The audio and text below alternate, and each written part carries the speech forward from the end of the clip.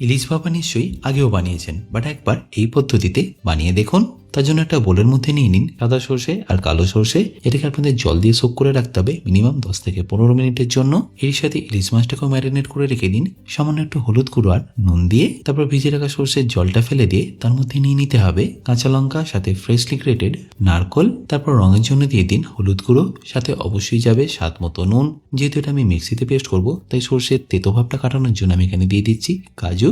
তারপর সর্ষের তেলের জল দিয়ে রেখে ভালো করে একটা স্মুথ পেস্ট বানিয়ে নিন। আর পেস্টটার পরেও কিন্তু আপনাদের নুনটা এখানে চেখে দেখতে হবে, যদি কম থাকে তাহলে অবশ্যই অ্যাড করবেন। আর তারই সাথে সর্ষের তেল আর টক দই দিয়ে এটাকে ভালো করে একবার মিশিয়ে নিন। মেশানো হয়ে গেলে একটা এরকম স্টিলের টিফিন বক্সে প্রথমে অল্প একটু মিক্সচার দিন। তারপর এটাকে স্প্রেড করে নিয়ে ম্যারিনেট করা মাছগুলো দিয়ে তার উপরে আবার মিক্সচারটা দিয়ে দিন।